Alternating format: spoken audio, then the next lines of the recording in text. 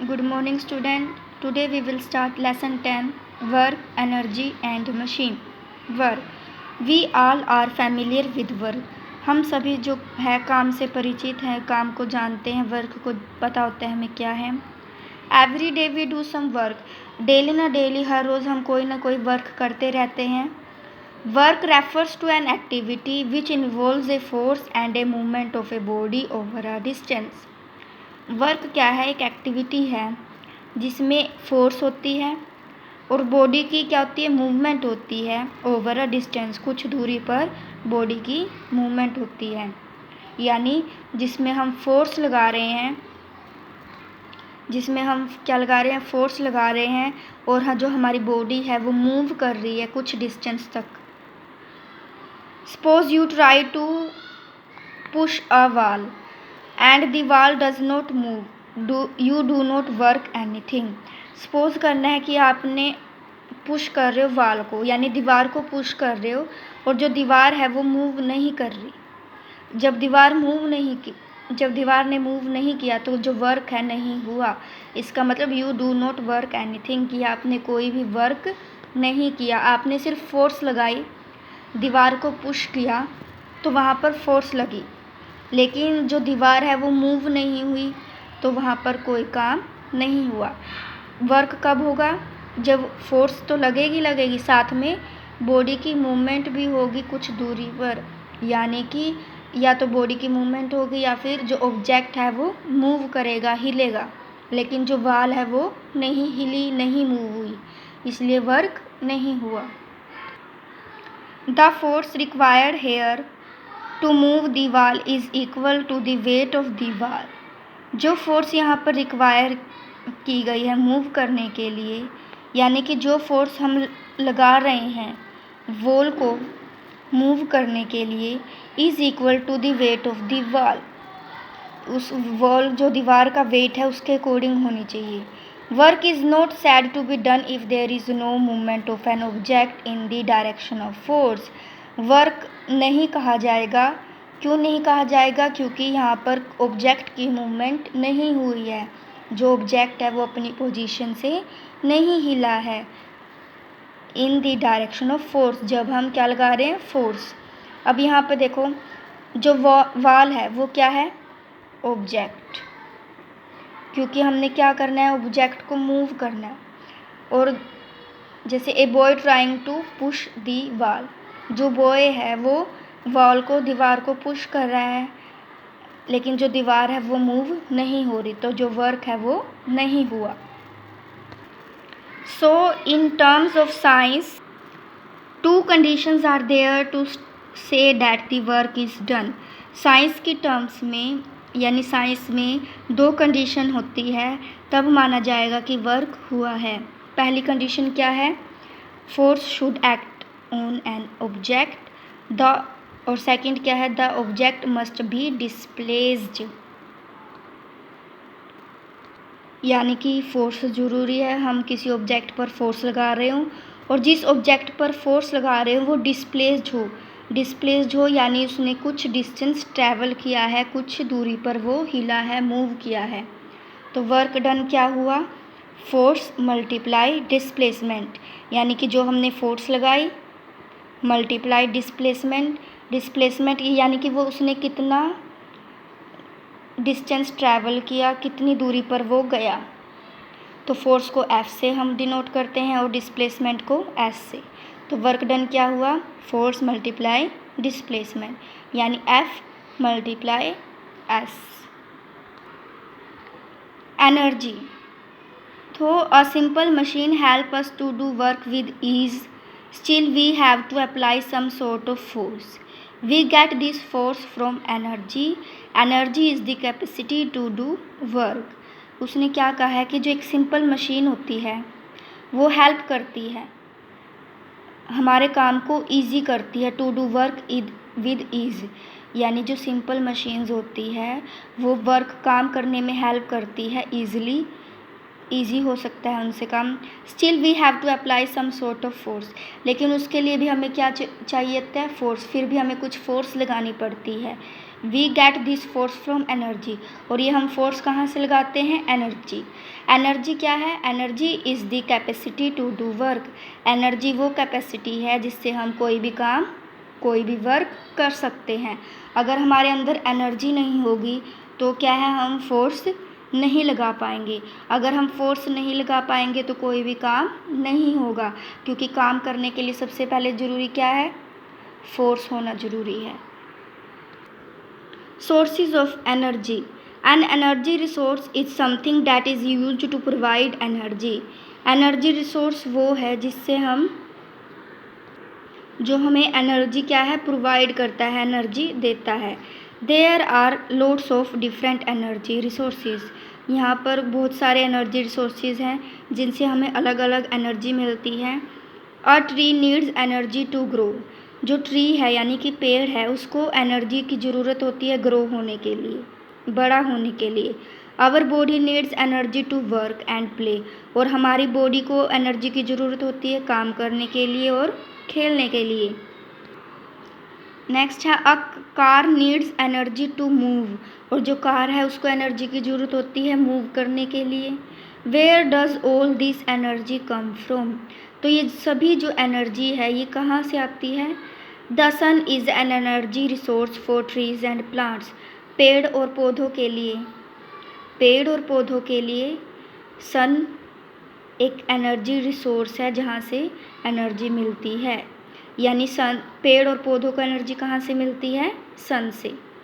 But all of our energy actually starts from the sun, लेकिन जो सभी energy हैं वो एक्चुअल में स्टार्ट होती हैं कहाँ से?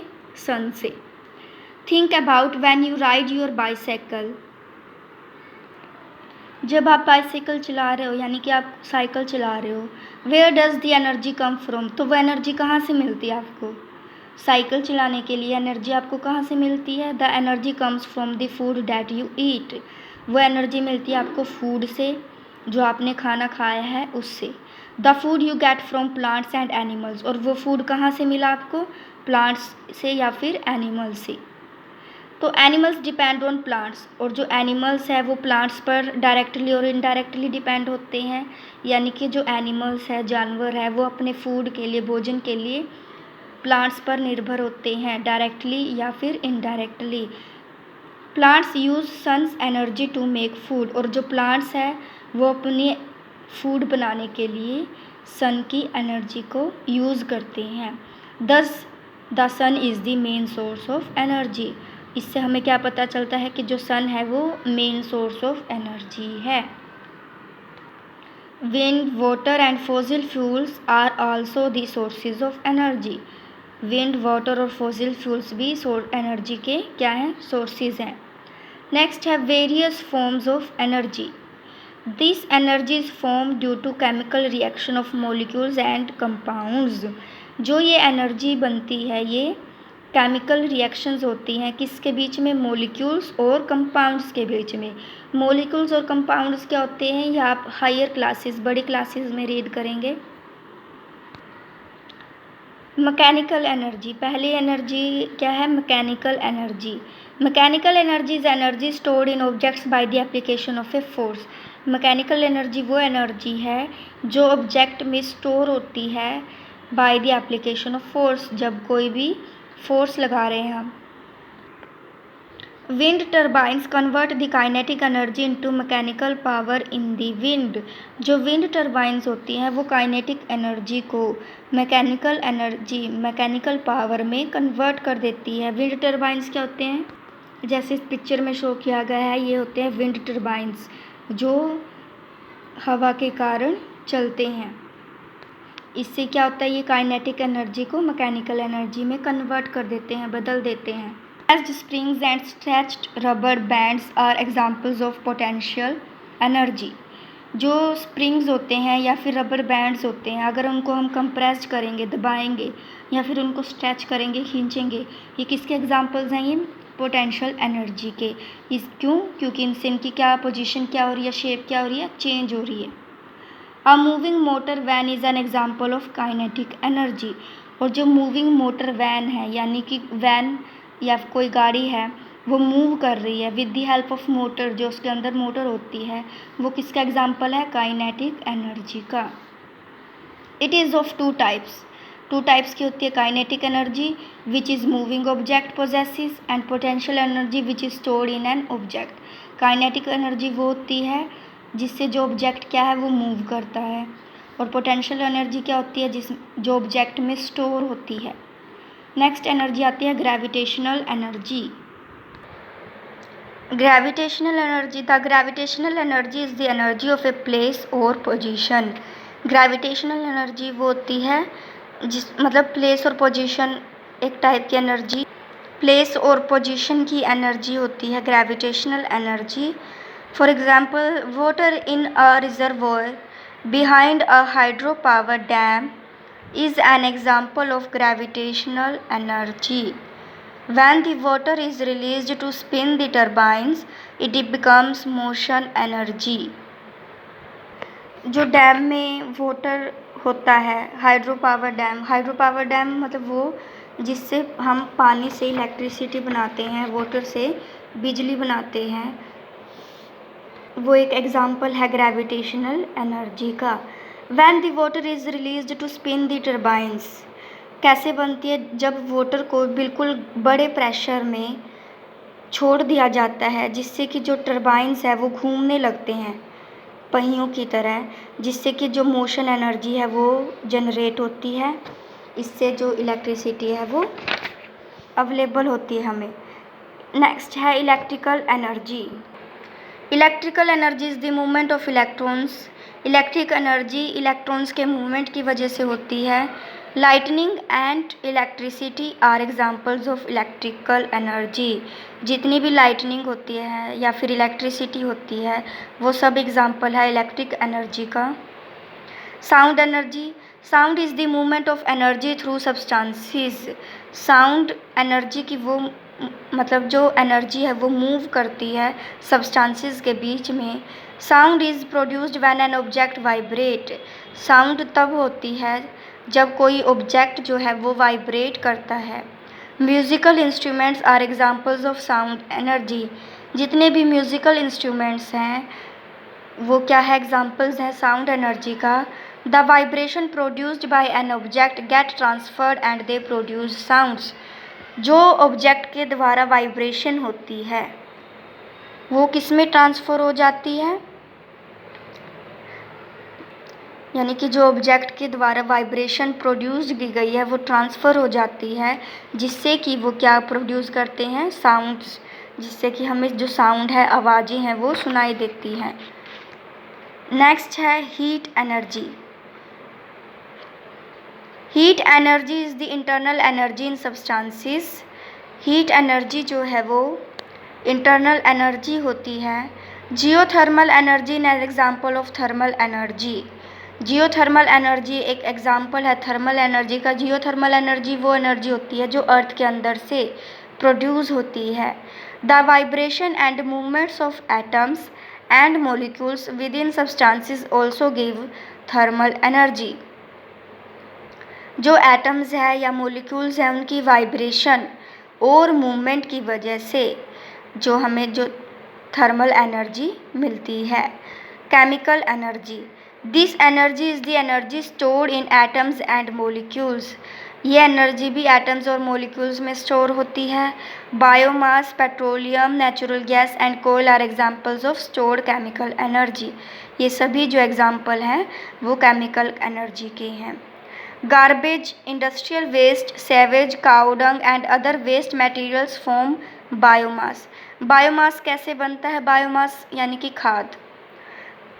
खाद कैसे बनता है? जो गार्बेज होता है, इंडस्ट्रियल वेस्ट होता है, यानी कि जो इंडस्ट्रीज़ हैं, फैक्ट्रीज़ हैं, उनमें से जो वेस्ट निकलता है, सीवेज का जो वेस्ट होता है, काउ डंग यानी कि जो काउ डंग किसको बोलते हैं? गाय का गोबर।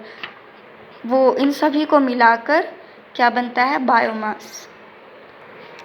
Biomass is decomposed in the absence of oxygen to produce methane gas which can be used as a fuel.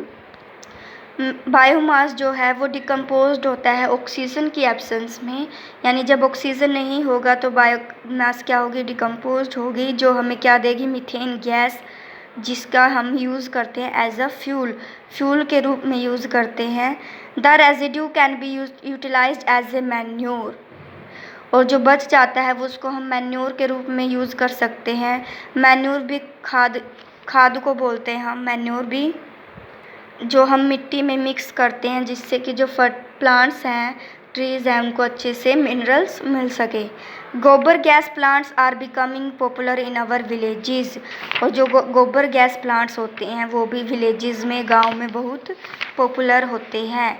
Energy can change from one form into another, it can not be created और destroyed.